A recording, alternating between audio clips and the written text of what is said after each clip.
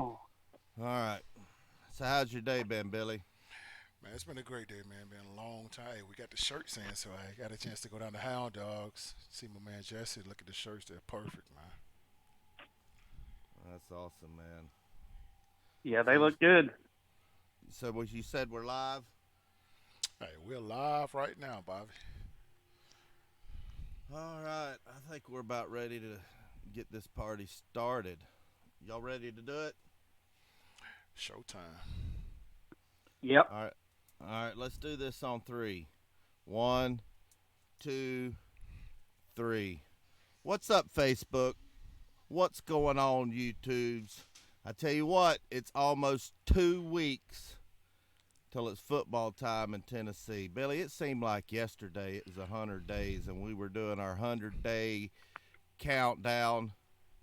But now tomorrow will be 2 weeks. Two Can you believe weeks. that? Hey, I still can't believe it, Bobby. I've told you many times, man. Like, it feel like it comes so much quicker now that I don't play the game anymore. It's like tomorrow. Now it's 2 weeks. I mean, we were just talking about 100 days. Now we're talking about 2 weeks that close to the first kickoff of college football, man. I can't wait.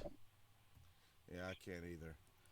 Well, guys, y'all saw the title of the show. What's your all-time greatest play in your team's history? Because we got a bunch of Georgia fans and Alabama and Florida fans and Clemson fans, and we got a lot more fans of other teams over here on YouTube. And I see the live chat starting to light up over there. But most of you on Facebook are Tennessee fans. But your team's all-time favorite play, and I'm talking one that you can just watch over and over and over again.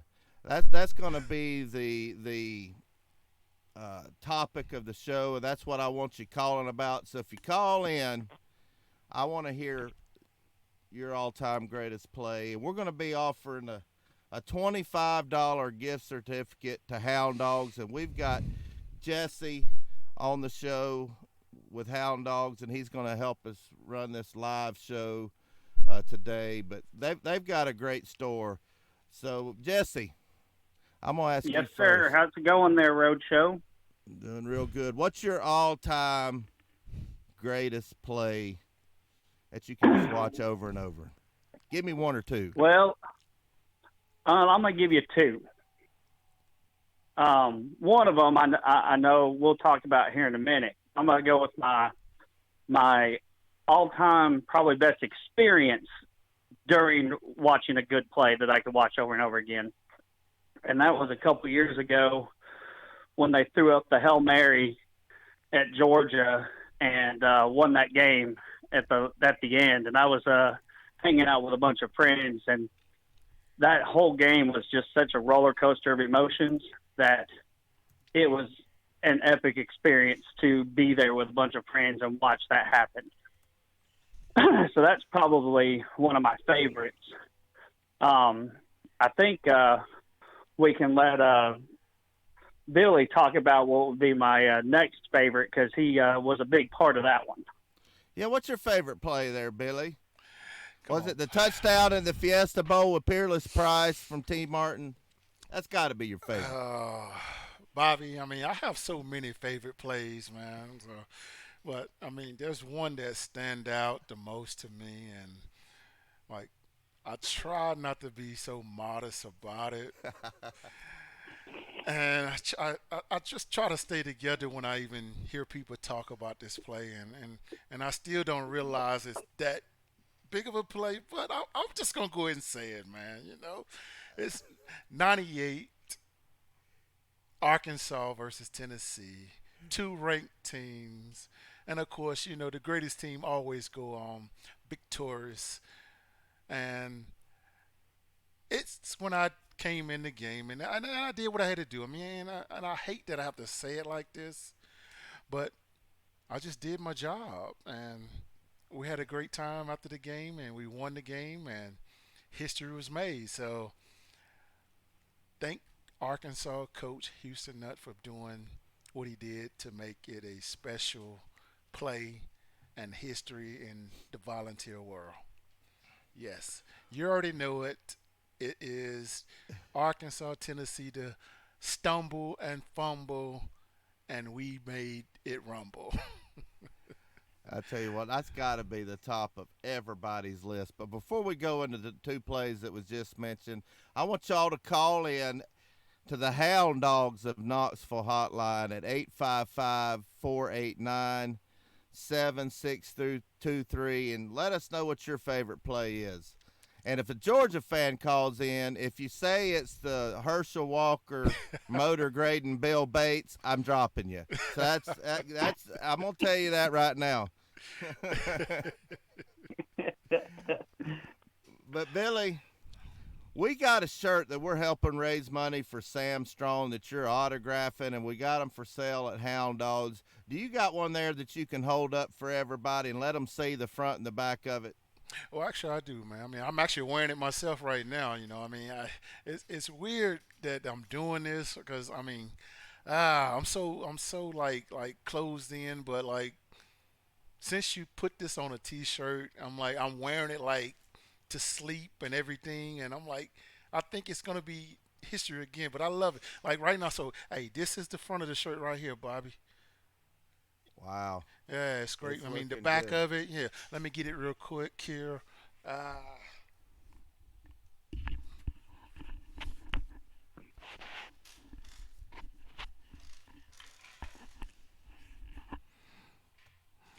I didn't realize I had to go that far, but it is. So, and this is the back of it right here. You got the number 40 with Ratliff on the back with my man at Sam Strong. Hey, we doing a good thing here, man. Hey, check us out at Wow. volunteerroadshow.com. Hey, you can see it there, front, back, and it's all the sizes. We got all the sizes in it too. Like when I went down to the store and Jesse he was separating everything, and of course, I'm looking for my size. Of course, I used to wear like the full X's and stuff, and I'm like, oh, so now I looked over and he had the full X's. It's rare that you have the big man sizes. So you have it in all sizes in this shirt. You small, medium, large, extra large, double X, triple, 4X. Hey, it is football sizes. So if you are a Wow. volunteer fan, check us out at volunteerroadshow.com. We'll get the shirt out to you. It's for a great cause at Sam Strong. Hey, we're gonna do this here, and we're gonna make history with these things. Well, Jesse, you gonna have that at the store where everybody could see it, like right front and center as soon as you come in the door, ain't you? Yep, I am. I'm gonna have it sitting right there, right in front of the register, and it's gonna be sitting on a mannequin. You'll right when you walk in, you'll see it. That's awesome. Well, anyway, guys, we're gonna have that on sale at Hound Dogs, or you can get an autographed one through our website. And Billy mentioned that at volunteerroadshow.com. I put that in the description and in Facebook and YouTube. So go check the description. And we've got a caller on hold. But before we get that caller, I'm going to go ahead and run through the super chat over here on YouTube. We got it flying over here. And I already see a bunch of Georgia fans getting with it over here. We got a super chat. Always can count on this Georgia fan. For North Kakalaki, Shane Bentley with a $4.99 donation. He says that 41-0 score in Knoxville was pretty sweet. Laugh out loud. Just kidding. I have to go with Sony Michelle's TD run to win the Rose Bowl. It was amazing. Yeah, that was a pretty good run. I got to admit that. That was a Uh, good one. yep. All right. Herbert Bradford, our biggest Tennessee fan up in Michigan's in the house. Water Bottle Gaming. Scott Queen says Jennings wins at Georgia is his favorite. Slim Mosley, another Georgia fan. He's in here. Michael David. He says he's sitting on Lake Cumberland watching y'all. Thank you, Michael David. I can always count on you. And we're going to go fishing one day, buddy. I don't know when, but we're going fishing. Jermaine Dunbar Trucking. He's in the house. He said, go dogs. Let's see who else has we got in here on the YouTube side. John Brooks, another Georgia fan. Gene Phillips says one was the interception in the end zone to beat Bama after 11 years losing streak. Yep. Remember that one? I remember that John Ward call. That was great. But who we got over there in Facebook there, Hey, we got a Billy? couple guys out here, man. Let's see here. Let me go over and check it out. Hey, got my man Troy Dowdy over here. What's going on, Troy? How you doing, man? Got Dave Newcomb. Hey, it's the one that's had issue with the site trying to order the shirt last week. But hey, we've been talking on Facebook. Good people, man. My boy Mike Curcio. Hey, of course he always got jokes on here, man. He's like, hey, we shouldn't have those type of sizes with the 4X's and 5s. He's like he's trying to get it right. He's telling me to get my good friend Stuart Blackstock. He always talks about him joking. He said he need to get a 5X, but Stewie's on like a 1X. I'm just playing. Let's see, we got who else? We got Andrew Smith. He said also not a play, but the whole fourth quarter comeback versus South Carolina and 14. That's all we got on right now. So hey. Well, let's go to the phones. You want to take some calls? Let's go. We're going to go down to Georgia. I have a feeling we got a Georgia fan fixing to come on the show and give us something. You're on with the legendary Billy Ratliff, Catfish, and Jesse from Hound Dogs. What you got for us? It's Delusional Paul, Big Ten fan. My my top goodness. two Tennessee favorite plays against Florida State, Peerless Price down the sideline, Keith Jackson calling it. That's number two. Number one, Billy Ratliff. I was watching that game live. I'm an Ohio State fan. I even got choked up emotional watching that, Billy. I was at the landscape store this week, and I was telling my friend about y'all's show because he's a big Tennessee fan, and he couldn't believe it. I was like, yeah, Billy Ratliff's got a show on YouTube and Facebook, and he's like, let me tell you a story, young man. And he told me that he was at that game. He was in the stadium when you caused that fumble against Arkansas. And I was like, yeah, man, that's great play in college football history. That's awesome. That's coming from a Big Ten homer. I appreciate you, man. Well, tell us about your Ohio State Buckeyes. What's going on with them? Are they going to win? Well, are they going to win Justin 5 games Fields, this year? Hopefully. Justin Fields hasn't even been named the starting quarterback yet. But they should be in pretty good shape. We do play in a tough division, with Penn State, Michigan State, and Michigan. So all 4 of those teams should be fighting for it. But it is a new era. It's the Ryan Day era, and he seems to be pretty poised and everything. So I'm thinking Ohio State should win the Big Ten, and I'm thinking Clemson should win the ACC. I don't know who's going to come out of the SEC, but it's going to be a good battle in the Big Ten. Hey, Tennessee. Yeah, maybe Tennessee. 15-0, I promise you that, Billy. Hey, I That's love right. that. All right, Paul. How many games are you guys going to win? have a good night. No. You got to answer my question. How many games is Ohio State going to win this year? I think they'll probably go undefeated. The only game that scares me, the 2 games that scare me is we got to go on the road to Nebraska, and they're up and coming, and those fan base is going to be rowdy. And then at the end of the year, Harbaugh is having nightmares every night. I mean, he's I think 0-4 against us, and he's going to be licking his chops because we have to go up to Ann Arbor, Michigan, late November. And Ryan Day's first year coaching in the big game. If Harbaugh has ever had a shot, this will be it. But other than those 2 games, I think we should run the table, probably go undefeated, sneak into the playoffs. But as long as Trevor Lawrence is healthy, I mean, Clemson's national champions this year. Take that to your bet now bank. All right. Thank you, Paul. All right, go Buckeyes. Great play, Billy. One of the best in college football history. All right, Paul. See you, boys. All right, take care, man. All right, now, Billy, now you're knowing why I'm giving all these players their nicknames over the last year and a half. Now you know why I call Paul Delusional Paul. He thinks Ohio State might run the table. That ain't happening. That ain't happening. I mean, that's not happening, man. It's not. I mean, they got No. Yeah, they still got to get past the revamped Michigan team. They're back. They say they're back, but the big house or whatever, but they still got some work to do. I mean, I know they got an easy schedule, but they still have the rivalry Michigan game, the Wolverines, to determine their destiny. I almost forgot, Jesse. You hooked me up with a Oh, yeah? hat, and I'm wearing my nasty old hat. I got to put my new hat on from Hound Dog. Hey, Yeah. hey, Why you be wearing that nasty old one when you got your new one? hey, I got mine There on. you go. I don't know. Is it the cool thing to leave the stickers on, Billy? You're all into you know more about that stuff than me. Should I take the sticker off the bill? Hey, take the stick off the bill. Leave the one up under the bill on. Okay.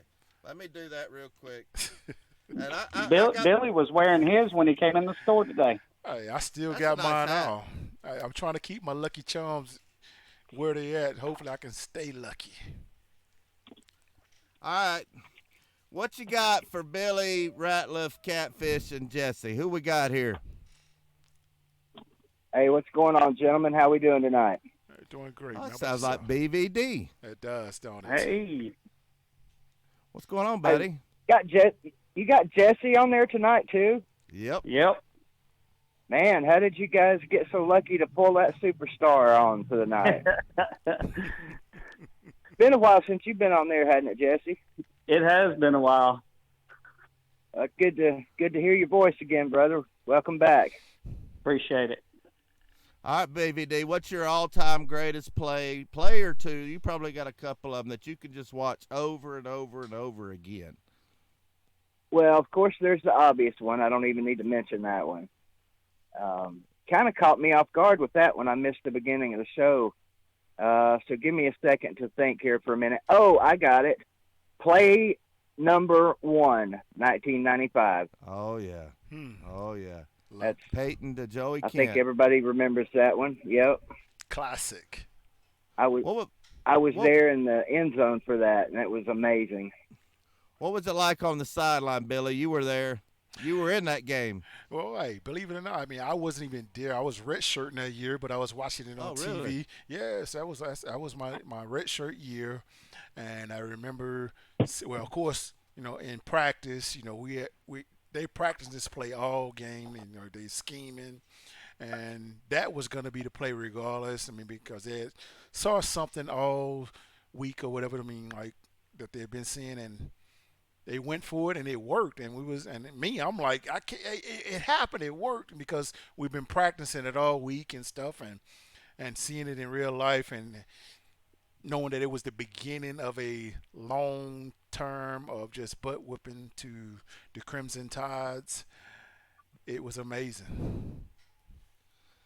I thought Yes. I had heard somewhere that Peyton audibled on that play. I guess he must not have.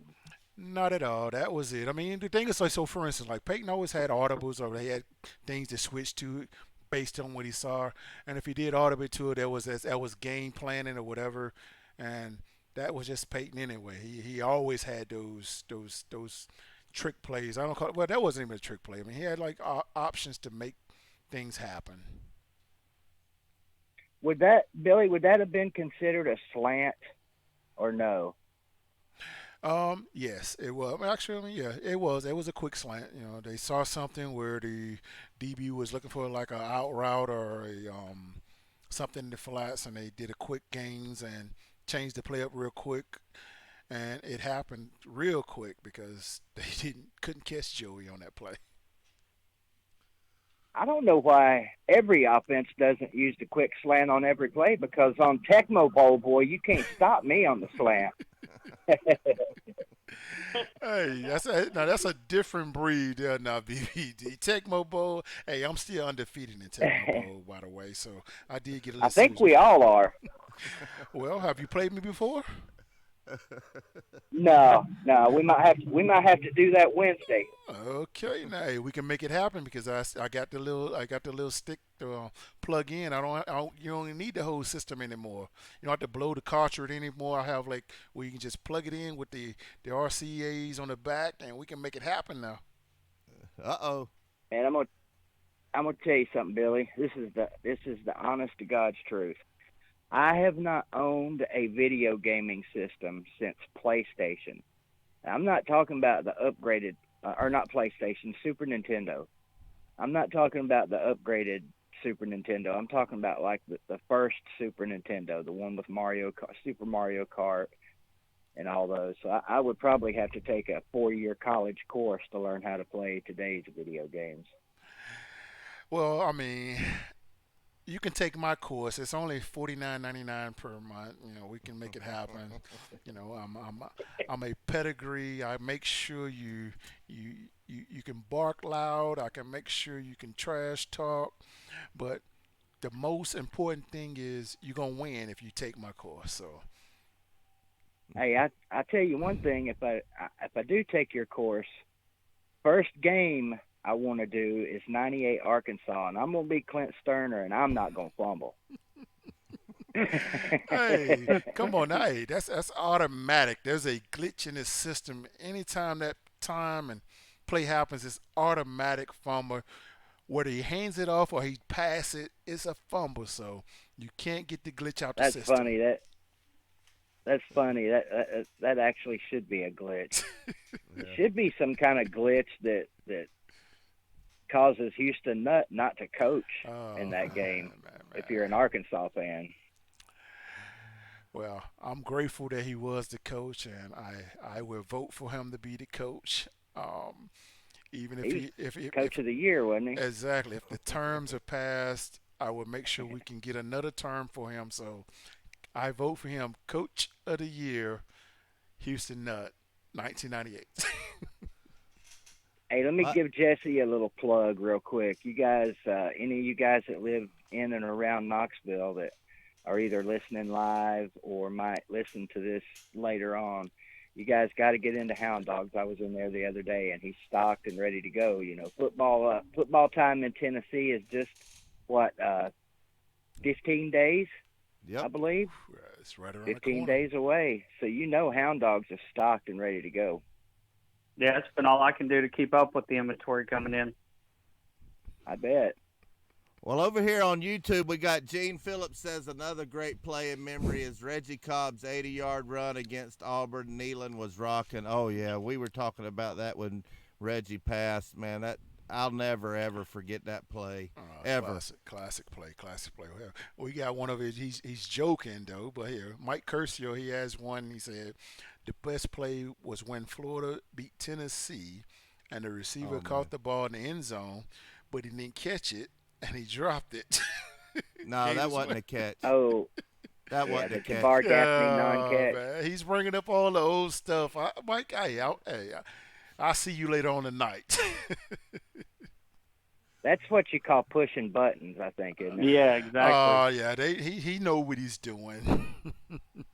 Well, we got a couple of calls on hold, and I see Dwayne RTR. He said, Volunteer Roadshow, I hope Little Catfish is doing well. I appreciate that from an Alabama fan. Yes, sir. Sam is doing great, and that's what all our merchandising is centered around is hashtag Sam Strong, and he's going to St. Jude, I think, Monday for a couple of days, and then he gets to come back home. But we got two on hold.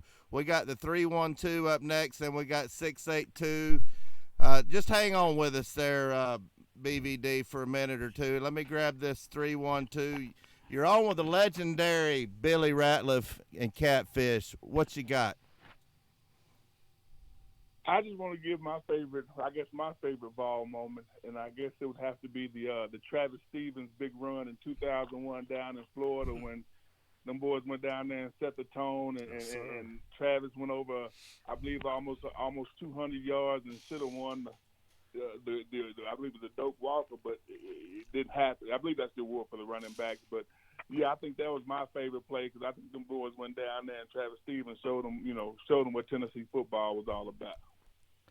Hold on a second, Billy. It says here on my screen, Reggie Coleman. Is this the Reggie Coleman? Well, I don't know if there's a D Reggie Coleman, but I did time over at the University of Tennessee. What's up, Reg? What's going on, man? What's going on, Billy, man? I think am I correct? That's the Doak Walker, right? The running back award? Or am I mistaken? That's right. Yeah. Okay. Yeah, that's the one they voted on prior to that game. And if you ask me with that game alone, man, but with that run in particular, Travis Stevens proved that he was the best running back in 2001. I don't care who received what name is on what. If you ask me, he proved that Tennessee at that time, he stood tall and above anybody and wasn't even 6 feet tall, if you ask. Most definitely. 232 that night, I believe, Reggie. I believe, I'll take it. Hey, and if you want to make it 233, I believe that too. But I know this for sure. That night, Travis Stevens and that run in particular proved he was the best running back of that year. Hey, Travis. And they don't call him the Gator Slayer for nothing. I agree. I think, and with this topic, there's a lot of games that I think show up. I remember watching. I believe it was the Alabama game. Not Joey Kent, but I just had a brain freeze. The running back before in '96 or '95, his sister was an Olympic track star. It just went out of my head. Jay Graham, the running down the sideline when he left everybody. I think that was one of the highlights that made me want to come to Tennessee. So I hope you got about 3 hours, 4 hours, because there's a lot of great Tennessee moments that I think everybody want to share. Yes, sir. Well, Reggie, that was '96, Catfish. That was the night that 2 Alabama fans sitting in front of me turned around and handed me their victory cigar. They had no choice. Did you see how fast Yep. got that? I did. That was the fastest I've seen somebody hit the sideline and get up the sideline. Yeah, it was unbelievable. And that, being an offensive guy, when you see a running back who's able to do that, and we go from, Jay Graham to Jamal to Travis and then to Travis. Come on, man. How many hours do you get? I got tons of stories about some of the greatest plays that these guys have performed. And I'm an offensive guy, so I ain't even got to the defense. And Eric Westmoreland knocking out a wide receiver at Vanderbilt in '99. It's so many. It's so many. Reggie, let me ask you a question.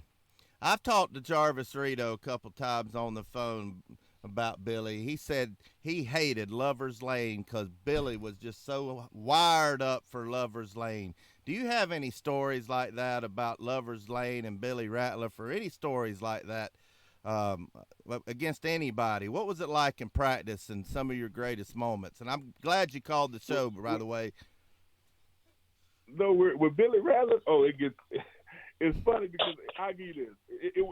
It's not fair because Billy was a linebacker. See, that's what people fail to realize. When Billy came in, he didn't want to have his hand down. So I think he was pissed off that they made him put his hand down. So, you're dealing with a linebacker. So when you talk about let's look at Tennessee linebackers to give you some perspective. Al Wilson, Eric Westmoreland, Raynard Thompson. These are guys that you hear about, Craig King, all these guys that you hear about. He came in as one of them, and all of a sudden they tell him, well, you got to play D tackle, or you got to play. Can you imagine how pissed off he was?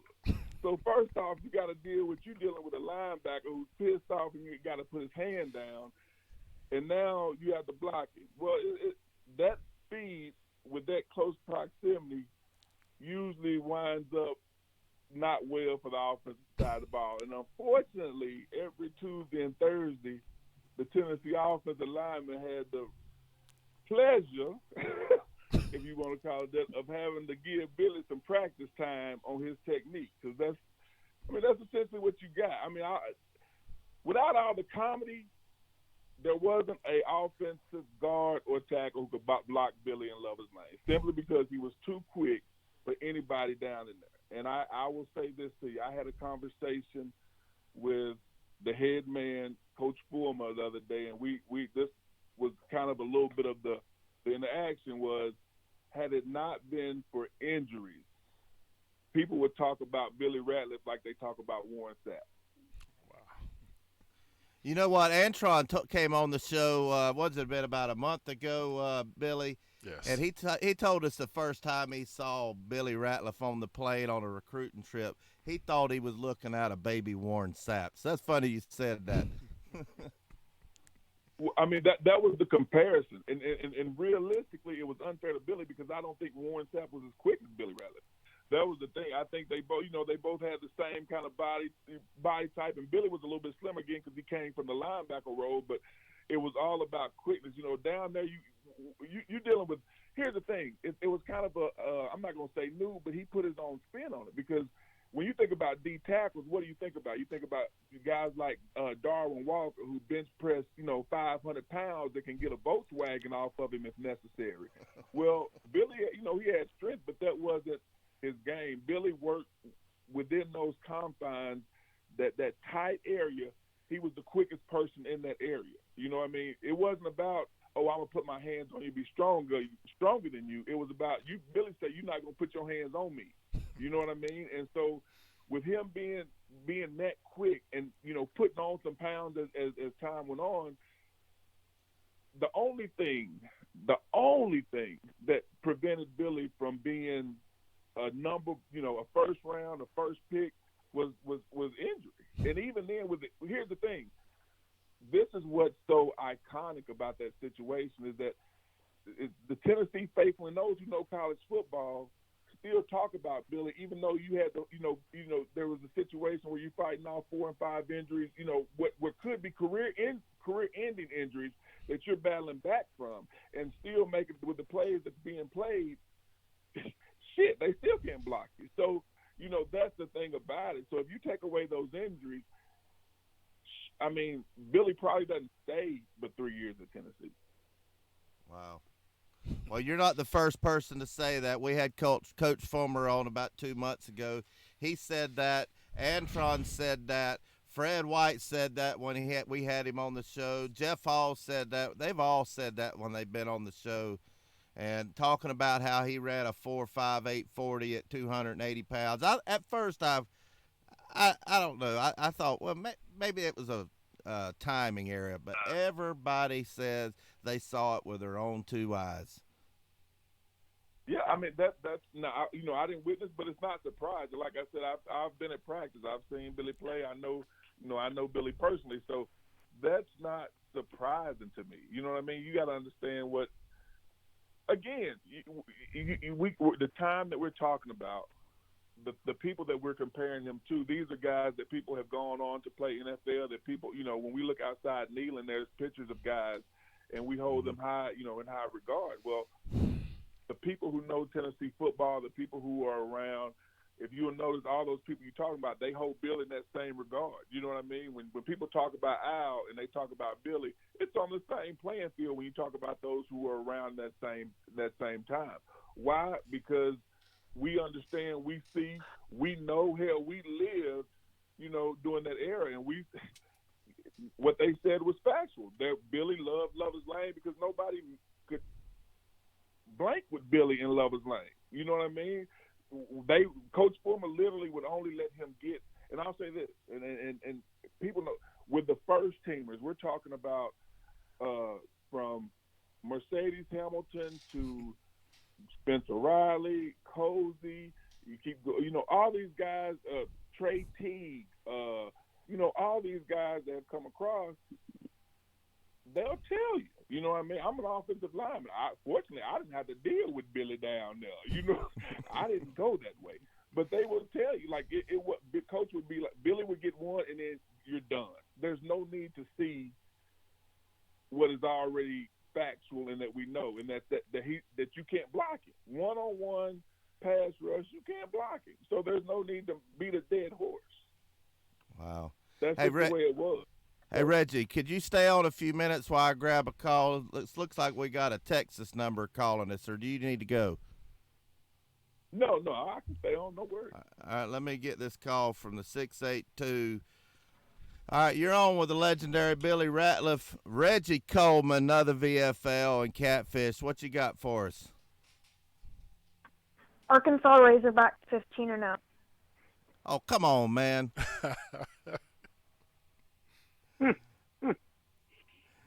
You stayed on 17 minutes to tell us that the Arkansas Razorbacks going 17-0. Now, Billy, your old defensive coordinator's coaching over there.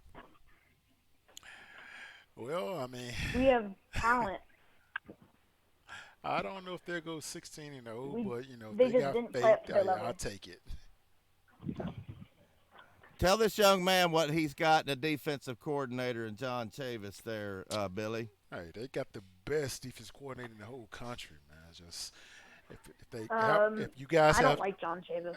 hey, trust me, you got the best one ever. Now that's a tough one. It's all I'm not sure. about your offensive coordinator, your head coach. If they can't get the job done, trust me, they don't know what they're doing. What's wrong? You crying?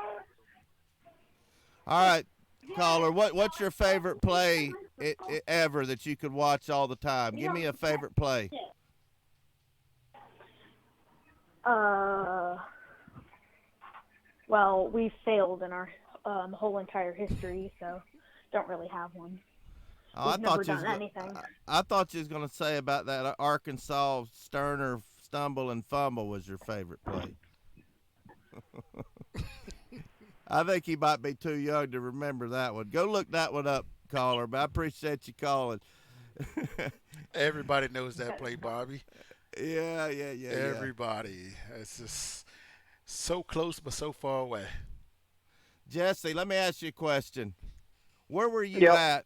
You were saying earlier that you had a story about that play, the Arkansas game. Go ahead and tell us. Oh no, the story was about the Georgia Hail Mary Oh, that's right. a couple years That's right. ago. Yeah. Where were you at when that Arkansas? Do you remember it? Well, that's funny because I was over at Dennis and Andreas. Oh, really? Yeah. Yeah, we were in their screened in back patio. Just we had a bunch of us had been over that day cooking out. It ended up just being a couple of us left finishing the game because that roller coaster of a game sent a few people home. They just couldn't handle it anymore. We're sitting there watching it, and I mean, we seriously we thought it was over, and then they threw that Hail Mary, and we about tore the screen down of that back porch, and you could hear people screaming and yelling all across Knoxville. Yeah. And Dennis and Andrea, that's a good segue in to what I want to mention before I get back to Billy and Reggie chopping up some old times. They build our volunteer roadshow.com. They're with Digital Brick. They're handling our Fan Pride website, which we're going to be announcing and hopefully launching in the next couple of days. And I can't wait to show you guys this. So y'all stay tuned for that. But Billy, give me some memories about old Reggie Coleman. Oh man, Reggie was way before his time, man. Reggie was one of those kids, man, where he came in with, hey, let me back up just a little bit. So Reggie's an offensive lineman, so you're talking about a 300-pound, 6'5", 6'6" guy that when I say was light on his feet. This man was so light on his feet, man. Like, so I don't know if you guys like Missy Elliott when she does the little dance and stuff when she's like smooth on her feet. Reggie used to always do this little dance and stuff, and of course he was like a little freestyle rapper type guy. And he was doing all the moves. So just imagine what he was like on the field, man. He was like finesse offensive lineman where he's giving like Sean Ellis like HELL all day. It was just amazing when you have like these young kids come in, they're younger than you and you call them kids and you like, hey, well, they used to call me kids, so I'm gonna call you kid. But Reggie was one of these guys where he had so much passion, where his anger was so easy to deal with because he left it all out on the field. Like him and Big Cat, like all the defensive guys. I mean, Reggie get his hands on you, he holds you. You couldn't get it loose because he was so strong with that. His finesse moves. He's one of those kids. I mean, I can't believe that when he went to the NFL, he didn't make it as far as he did because I saw players practicing this guy that caught hell all the time. And Reggie, of course, he's became the man that I call a great friend. He's an attorney now. He's a lawyer, and it's like you don't expect for like our offensive lineman to be that type of guy, but he's a very Hey man, passionate we're always person, a man. smart guy. He is just. I mean, I can't believe who he became because Reggie, he came from a lot that I never thought he would be to today, and I'm just thankful that I can call him one of my really good friends now. That's awesome. Now, didn't you come from Arkansas, if I remember right? I remember somebody said something, you had a chance to go play Arkansas and you picked Tennessee. What was your recruitment like to come to Tennessee? He did the right thing. Oh, I think I did. It was yeah. Arkansas is small. That's the thing. Kind of like Mississippi. They always say that which one's at the bottom of the barrel, Arkansas and Mississippi, right? So for me, Arkansas was very small, and being recruited, I was, I guess, the number one, number two guy coming out, and even then, when you look at me nationally, you look at these guys coming from Georgia, Texas, Oklahoma, all these big places.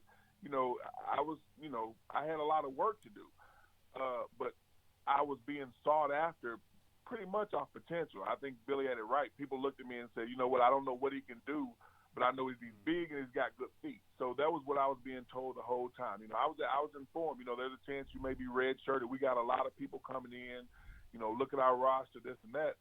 A lot of recruitment going on, but people are telling me pretty much the same thing. We want you, but we think you need some development time, and they were right because of where I came from.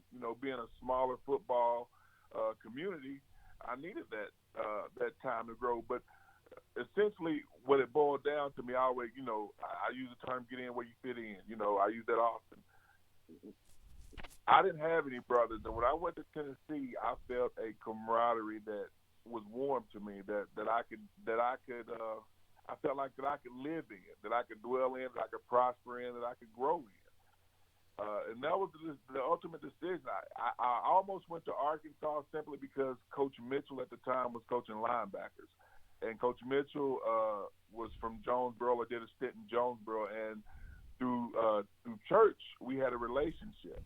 But Arkansas, I think that was kind of divine intervention. Arkansas ended up firing Coach Mitchell, and that made the choice easy for me. And once I made that decision, I never looked back. And it's been, I got a ring for it. I got 2 or 3 rings, a couple of SECs, a national championship, and a place I can come home to and feel welcome and like I say, reminisce about these old times. So, for me, if I had to do it again, there's no doubt I would have signed that letter of intent to come back to Rocky Top. Well, Reg, hey, of course, me and everybody else, they come on this show, and I said it too, and of course, I know you say the exact same thing, and I'm gonna ask you this question as well, man. What was it about Tennessee that made you want to come to Tennessee and stay at Tennessee? Again, like I said, get in where you fit in. And for me, like I said, being kind of from that place where you don't, Arkansas football was not, especially high school football was not like something people talked about on the national level. We weren't Georgia, Texas, and those bigger schools. But for me, here's the thing. I always believe that you shoot for the moon, right? I think if you remember, there was an old BET with Donnie Simpson. I can't remember the name of the show. But he would always remember or end the show with shoot for the moon, because if you miss, at least you'll be among the stars. Yes. And that always, for some reason, just stuck. That saying just made sense to me. You know what I mean? So when I was looking at recruiting, I got a lot of recruitment because of my size and my potential from the bigger schools, but I was also getting a lot of recruitment from mid schools and lower schools, because coming from a small state, you get those kind of recruitments. It's not like they just, they've seen what you're doing as well. But I wanted to go somewhere big enough to challenge myself to where, you know what, even if I fail, I practiced with Leonard Little. Even if I fail, you was up there with Peyton Manning. So I went for the school that I felt the most comfortable, that was the biggest and set the highest. And for me, that was the University of Tennessee in my recruitment. They sat at the top of the SEC competing every year. You know what I mean? They always had top recruiting classes. And it was one of the biggest schools that was recruiting me at the time. And I felt good there. So for me, if I shooting for the moon meant going to Tennessee, and if it meant if I missed that, at least I had the opportunity to be amongst some of these players that we talk about now, the Billy Ratliffs, the Jamal Lewis, you know what I mean? I mean, just I don't even have to tell people, that, hey, if I didn't play at all at Tennessee and I say, you know what, I was in Jamal Lewis recruiting class, that means something on a national level because people know who Jamal Lewis is. So I wanted to put myself in a position to be amongst those high-caliber players. I wanted to shoot for the moon because I knew that even if I fail, I'm falling from the highest place. So there's a chance I can land somewhere and still be pretty high. You know what I mean? If I don't make it at Tennessee, there's a lot of schools that's not as big, not as popular, you know what I'm saying? But if I don't shoot for that big gun, then when I fall, yeah, you may not have far to go, but you have nowhere to go because you know what I mean. So I chose the school that fit me and that set the highest. You know what I mean? And for me, that was the University of Tennessee. Well, Reggie, I tell you what do you think about the squad we got right now on the Hill? I'm very optimistic. I think that we put people in place. I think here's the thing: we're dealing with a bunch of transition that has transpired from my perspective with the program and getting the right people in the right places. But I think I'm a traditionalist. You know what I mean? When Coach Fulmer came back, I couldn't be happier because I felt like now we were getting back to the things that made us great in the 80s, 90s, and early 2000s. I thought that he could bring that back, and with the head coach hire, with recruitment, I had the opportunity to go and see practice a little bit earlier today, yesterday and the day before. And yeah, it's a lot of young guys out there playing, you know what I mean? But what I saw, I was very optimistic about. Just the interaction between coach and player reminded me of my playing days. And let's say, we have to start somewhere. We are where we are, but now we have to turn around and start somewhere and start building. I think we're putting pieces together to do that. I'm very optimistic. Just not even looking at the talent, because I'll be honest with you, I'm not as far as talent. I seen what we had last year, and we got some new guys, but I can't compare it to the rest of the SEC because I don't know what they have. But we're over there and seeing the relationships and the interactions between coach and player, and having the opportunity to talk to T and coach, and I'm very optimistic. I think we are on the right path to being where we want to be and getting back to what people know as Tennessee football. Reggie, you brought up a point that I was just thinking myself when you talked about the relationships of the players and stuff. I feel like that's one of the things that we've gotten away from these last several years. You just don't hear these players that have come out of the University of Tennessee these last several years talk about each other and talk about the time there like it was a part of their upbringing, like they were family, like you guys do. Listen to you and Billy talk, it's like you guys are brothers. And I feel like we got away from that camaraderie as a team, and they tried to look for a lot of these outstanding players that just never really fit in together. And Pruitt's trying to bring it back to that, we're a team, we play as a family, we play as one unit, and we're going to go out here and win as a unit. But let's here's the bottom line: winning breeds a lot of things good. Correct? You know what I mean? So yeah, when Billy and I were over there, the product and the mix end up winning, and so we were able to. It was a good time for us. You know what I mean? Like we were growing as young men. We were winning.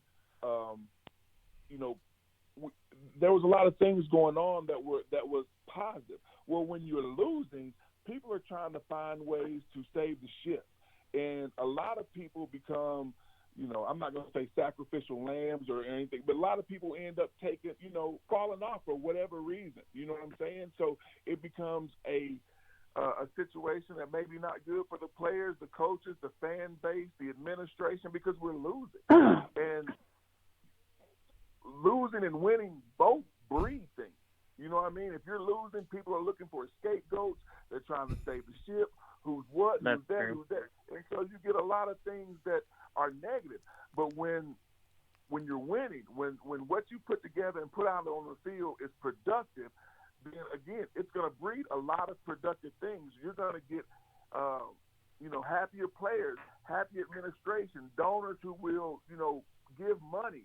People will come watch because we're winning. You know what I'm saying? And so that's the bottom line is wins and losses. And so the product on the field will determine, a lot of it. I think for us, if we, I'll say this, if we were losing in that era with the guys that were there then, who knows what would have happened? Because we had some hot-tempered guys then. You know what I mean? And if you're dealing with the pressures of losing, crap trickles downhill. And if that crap lands on those people who are hot-headed and mean-tempered on the field, no telling what happens. But we were winning. So that's what it boils down to. Can a coach put a product on the field to win? Because when you win, so much good happens. Your players are happy. Your donors are happy.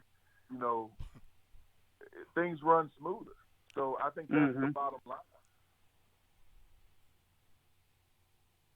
You got a good point there. That definitely makes sense. Yeah, Well, Billy, that's kind of. You mentioned, Billy, when the thing that brought you to Tennessee was it felt like family and that you weren't missing a beat when you left Magnolia, Mississippi. It wasn't the tradition of Neyland Stadium and all the facilities. So I tell you what, everybody that we've had on the show, they talked the number one thing about what made that 90s team special was family, chemistry, and lots of talent. Because that class of 95 Billy was in, they had some horses in that class. Most definitely, man. I still think that I remember when I was recruiting and my coaches were telling me about what was happening at Tennessee when they was recruiting, like the big time players like Peyton Manning and like the other quarterbacks that was here like Brandon Stewart and stuff. And he was telling me that it was the beginning of something that was going to become special, and I didn't realize what it was. And of course, I knew the Mannings or whatever. But then when they recruited my class in '95, and I realized all the kids that was on that team, and I think about it now, I'm like, wow, my coach was on to something. And then, of course, we went on and got the next class, the 95, 96, 97. And that's when I realized what he was trying to tell me. It takes a group of guys to come together as one to understand each other, whether you have different backgrounds or different, observations of anything, you have one common ground is to protect each other, fight for each other, and make sure each other is on the same path. So, even like Reggie, he's saying all the great things. He's saying everything that I knew it was gonna be. He was one of the guys that I keep telling people when I was there. As a player, we recruited players as who we can get along with when they came to the University of Tennessee. If we didn't like Reggie when he came on his visit, Reggie wouldn't have came to our school. We would have pushed him out. But it was something. But Reggie came here and he had a great attitude. He was, he was hungry. He saw something that he wanted that was just like him, and it became history because. If Reggie wasn't there, I don't think we would have made it to be national champions because that was a piece of the pie that came together and made us extraordinary and good, and we became an undefeated team. It's just a part that went in our history that's going to be there to this day. And I keep saying, I'm thankful for these guys, man. Like Reggie, he's in town now. He came over to my home today, and I'm like, man, what's up, Reggie? He came to see me. We haven't seen each other in forever. But he came, and it's like we didn't skip a beat at all. And I'm thankful for those things, man. So that's why I'm very blessed to say that I played for the University of Tennessee. Well, Reggie, Billy told a story about being recruited, and he said that Arkansas sent one of them Gilligan's Island's prop planes down. And he said, "Oh no, I ain't getting on this thing." Hey, And Bobby, see, Tennessee, Bobby, Reggie knows me in playing, so he understands. He tried to convince They me could have. today They could. about the airplanes in Knoxville. They got the cheap flights to go back out to where we live. Oh, okay, yeah, I'm gonna agree with you, but I ain't coming. They could. They could have sent. They could have sent Air Force One, and he wouldn't have wanted to get on that airplane. well, before we get this call, he said that Tennessee caught wind of him and sent the what you call it, the Starship. Hey, Is that what they it call was it? a starship, man. That thing it looked like it was a UFO, unidentified flying object. Cause I've never seen it like that before. Did they send the Starship down there to recruit you, Reggie, or did you have to catch No, the Greyhound? Man, I didn't have to catch the Greyhound, but they ain't sent the Starship. See, I'm from Arkansas. If they'd have sent a Starship, I think where I live at, they probably would have tried to steal it and had it at the pawn shop. So they didn't want to do that. For me, I think Coach Caldwell just chose a good old Chevrolet Impala and drove up to the house. So that's kind of how they did it for me. But hey, it doesn't surprise me. Tennessee will break out what needs to be done to get the athlete they want. So. that story always cracks me up, Billy. But let's go catch one more caller. And caller, you're the lucky winner of a $25 gift certificate from Hound Dog. So email me when you get off the phone here at volunteerroadshow@gmail, and I'll send that out to you. But what you got for us? Well, hello, Catfish and friends. It's Squid Tart on the phone. Hey, buddy. Well, you Yeah, got Reggie Coleman, a VFL, and Billy Ratliff, another VFL, and we got Jesse from Hound Dogs. We're in royalty. What you got? Man, first I'd just like to say it's been a dream to talk to these people, Billy Ratliff, and it's just an honor to be able to talk to you guys about Tennessee football. I'd just like to start off by saying that. Thank you. Yeah. So anyway, I wanted to talk about Tennessee coming into this season and what I think Tennessee needs to do for this season to be relevant again. Because I saw something about how Tennessee will never ever be elite again in college football, and I think that's ridiculous. I think there is a point where Tennessee could become elite again in college football. But I think the thing that we're going to have to do to start off is beat Vandy. And I had to talk with a couple of people about beating Vandy. Like, if we lose to them again, there's a possibility that Pruitt could be gone. I don't think it would be the right decision, but if we lose to Vandy again, everybody in Knoxville is going to want Pruitt's head for that one, because our team is going to be a lot more talented going into this season. And we're probably going to be way more talented than Vandy overall. And losing to him again, I really there's a really big possibility that Pruitt could end up getting fired if we end up losing to Vandy. And most Tennessee fans are going to consider that a losing.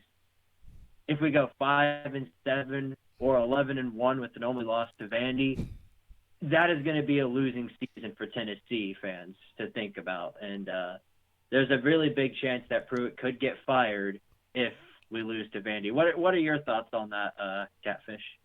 Well, before I let Billy answer, let me tell you something.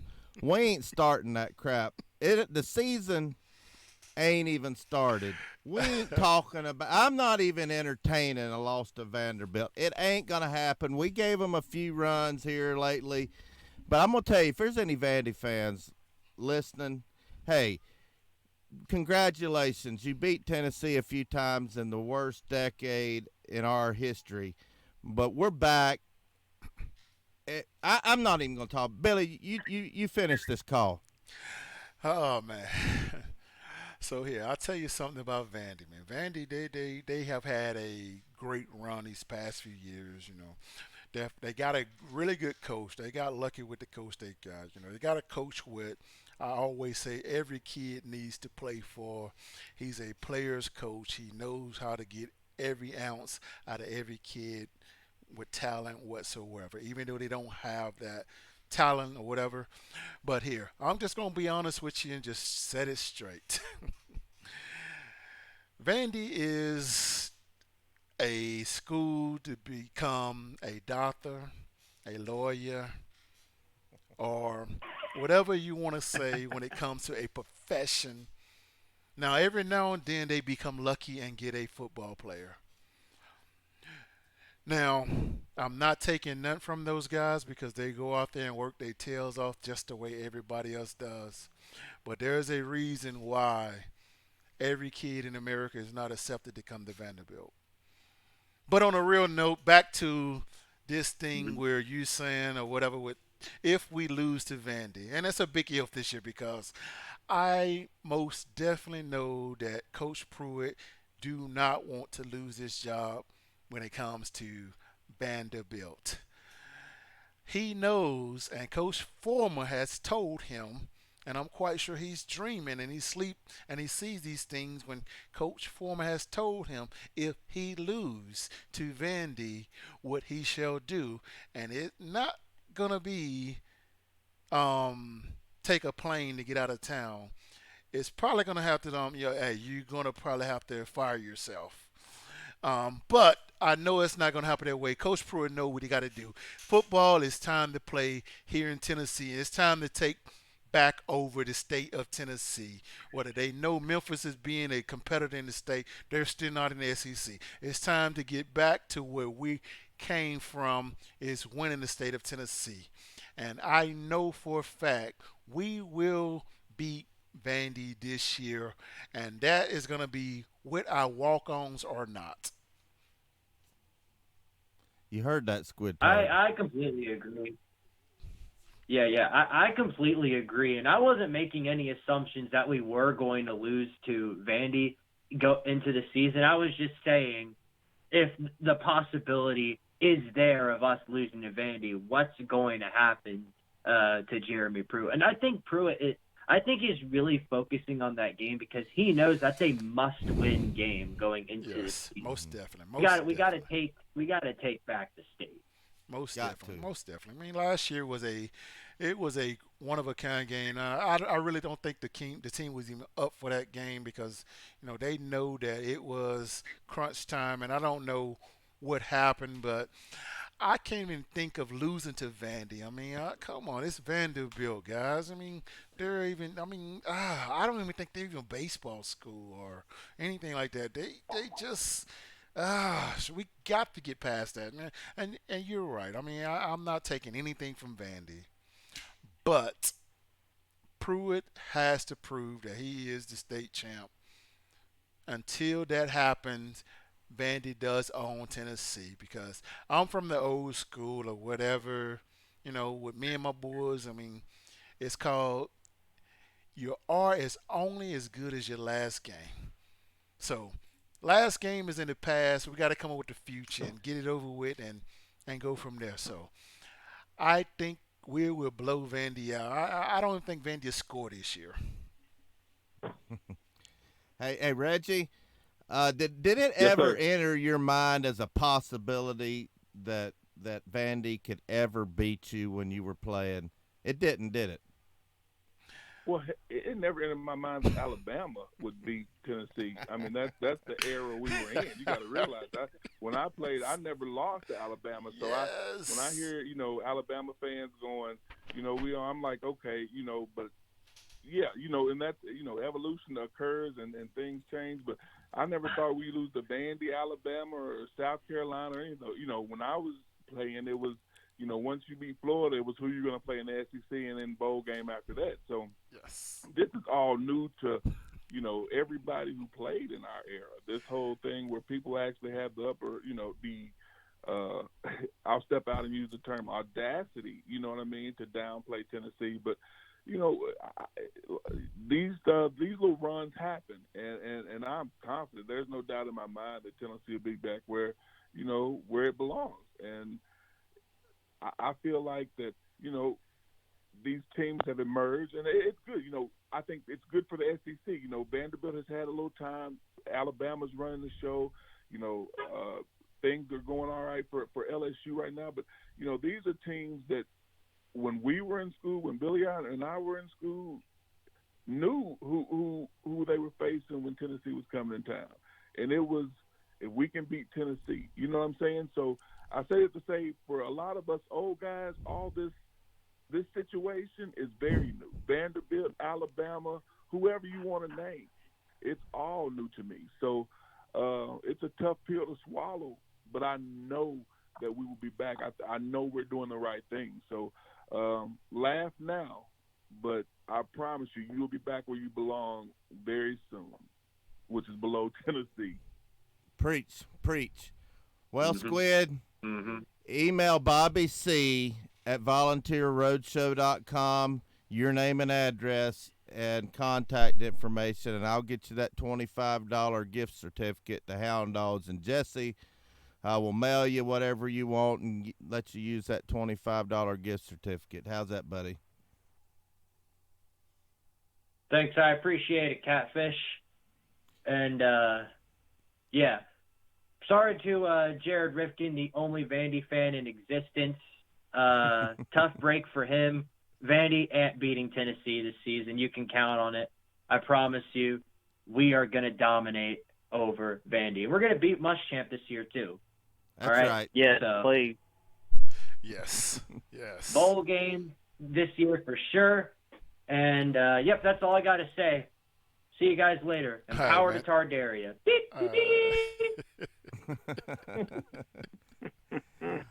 All right, before we get off of here, Reggie, what's been going on since you played your last snap at Tennessee? What kind of life events did you have up until now? What you been up to? Oh man, it's been going very well, and a lot of it is thankful to Tennessee. I've been able to have a good career. I've sold medical equipment. I've been blessed enough that when I chose to, I had the opportunity to say, you know what, I no longer want to do that, and end up going and getting a law degree and getting licensed, right now just doing a lot of trust in estates and estate planning. So it's been going well, and a lot of that is due to the ties from Tennessee. There's no doubt. When I, whether it was playing football or wanting to get into sales or needing to be advised on a legal career, I came back to Tennessee. You know what I mean? So a lot has taken place, and a great deal of it is due to the fact that in 1997, I signed a letter of intent to play football at Tennessee, and I can't, I've been grateful ever since, and I continue to be rewarded because of that decision. So, blessings are coming, and blessings have always been, and I look forward to the future.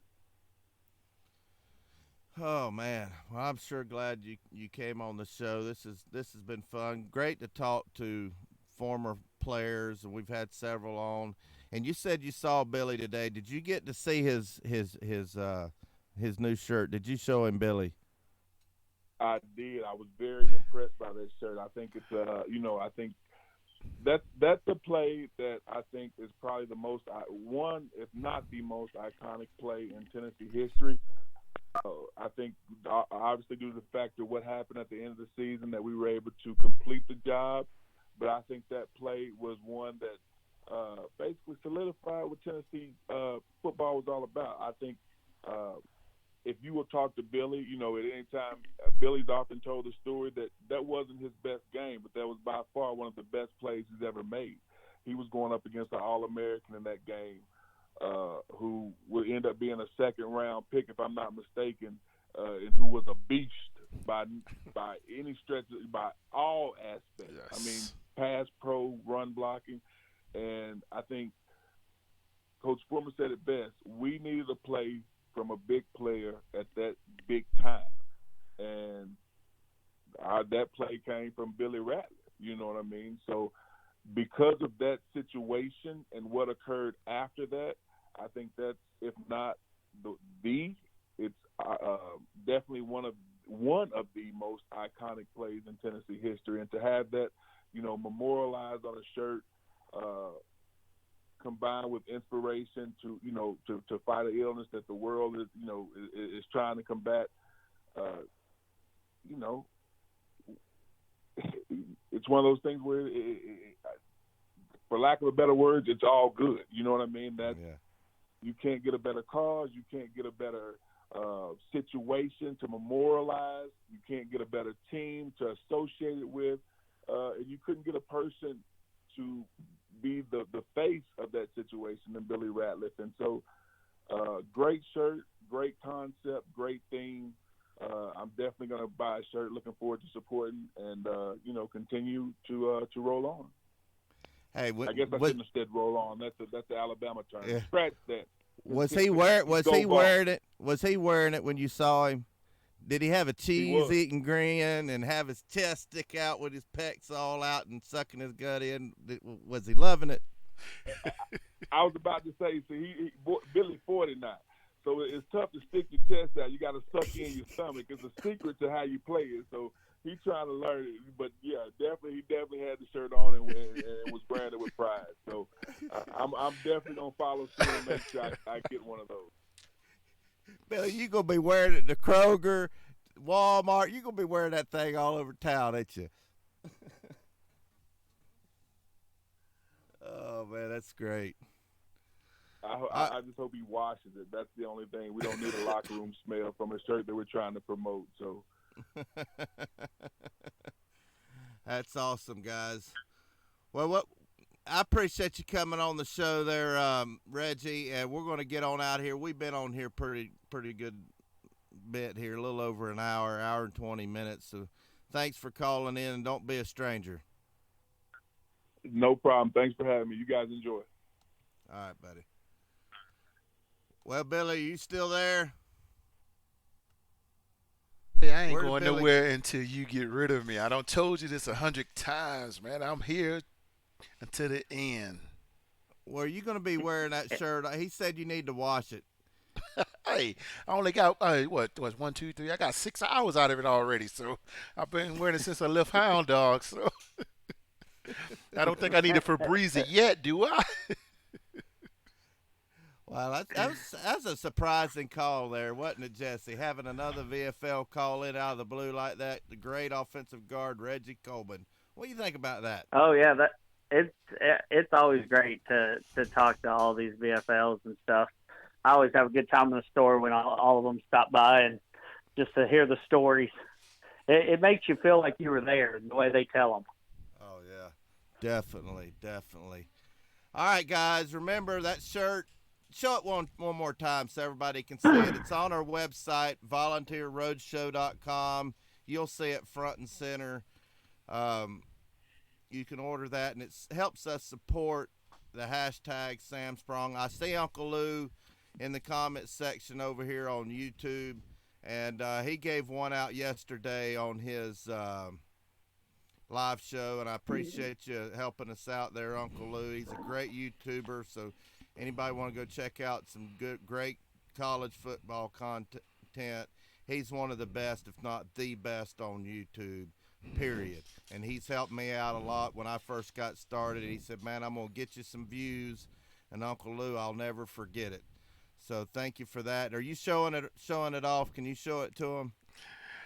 You already know I've been showing it off for the last 2 minutes.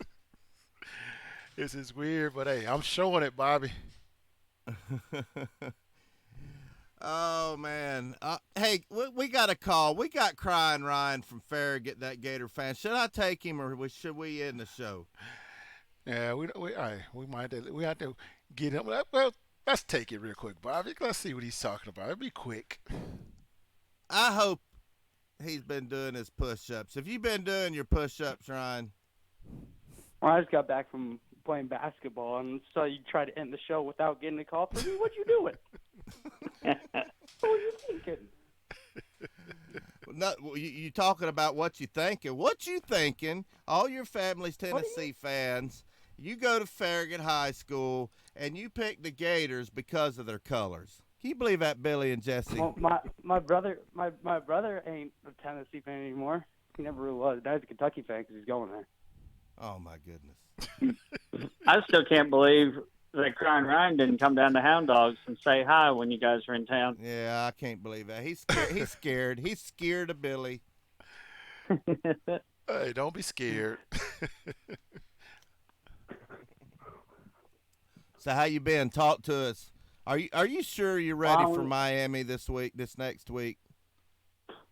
Man, they had spring. They were talking shair. I didn't even know who this man was. He came out of Gutter, Georgia. Came out. He was 2B3, Tate Martell, Nick, whatever the other dude's name is. They get beat out by redshirt freshmen. Never started. Head coach has never head coached a game in his life. They come out versus top 10 team. I mean, are we ready? Yes. Are they ready? No. What's the line on the game? Who's favored? I don't know. Definitely Florida. If Florida ain't favored, then I'm going to personally make a trip to Vegas. I think I heard, Jesse, that Florida was a 7-point favorite. Have you been watching the line at all? I haven't, but I did hear somebody say something like that. I looked at it the other day, and I didn't even happen to notice the line. Oh, well, anybody that wants to gamble on the game, we're starting our Bet Now program, so you can go to betnow.eu.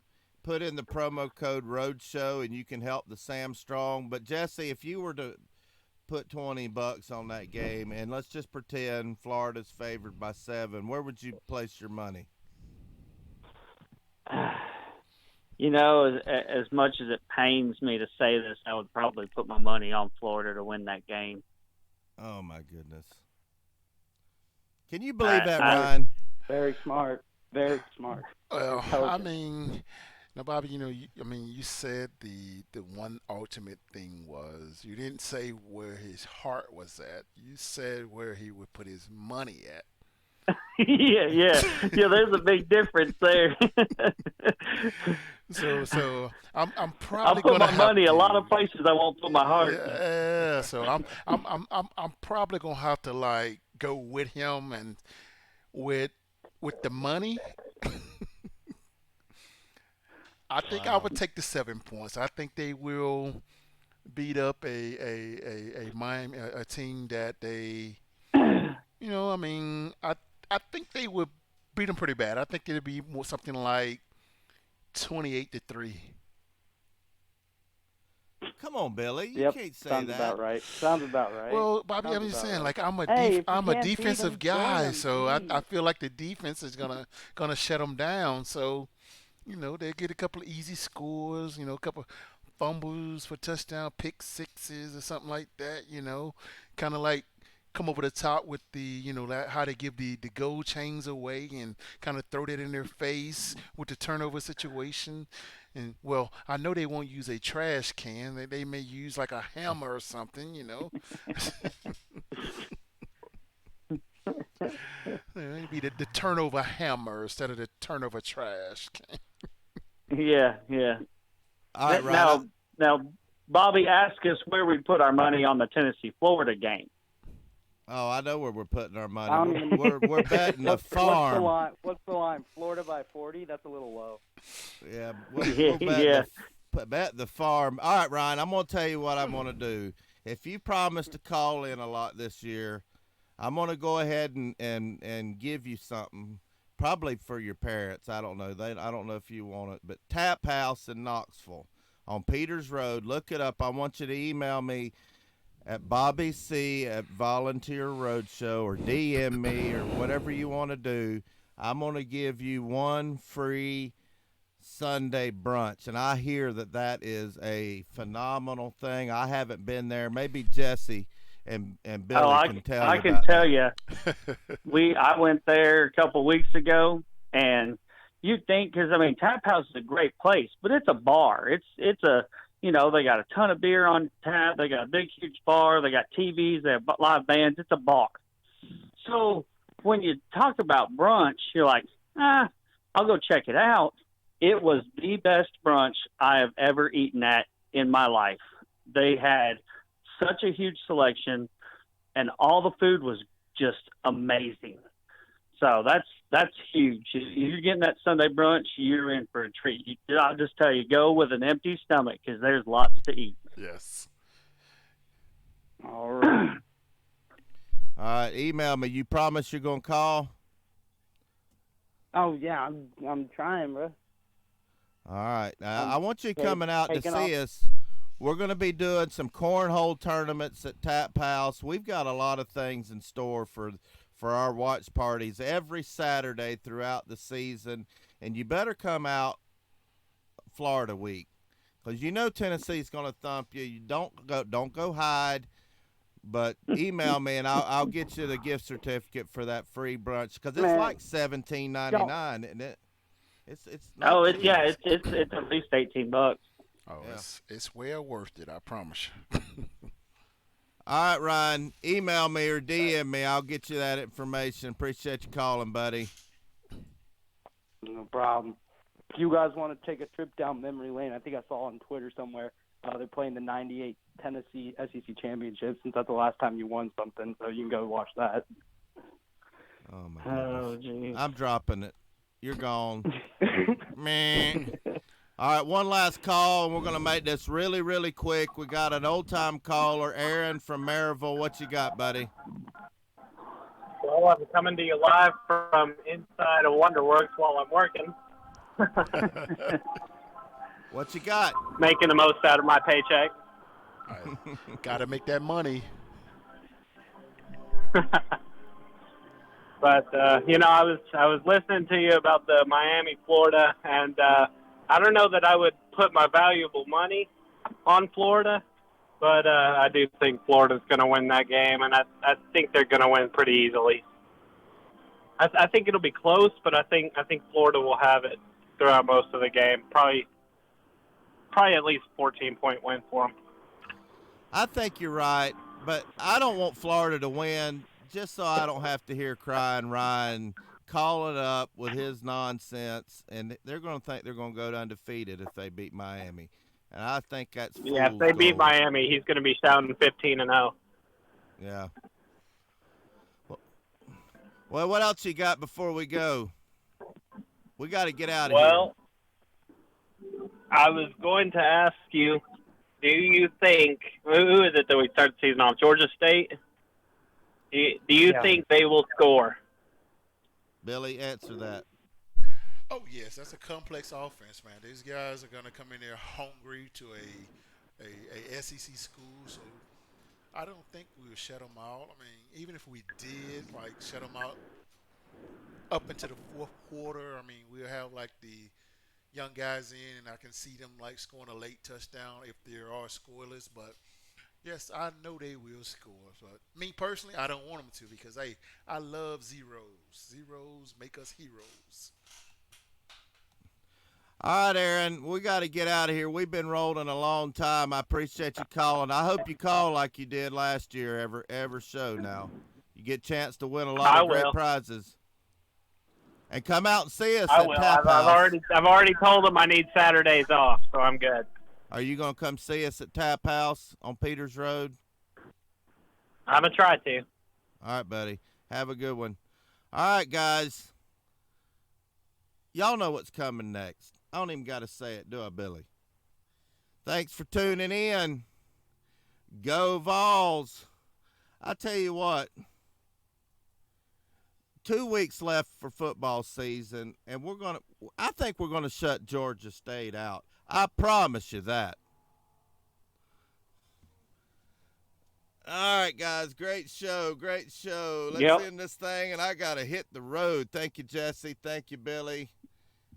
Great problem. Show. Great callers. Be safe out there. All right, buddy. All right, Billy. Did you end it?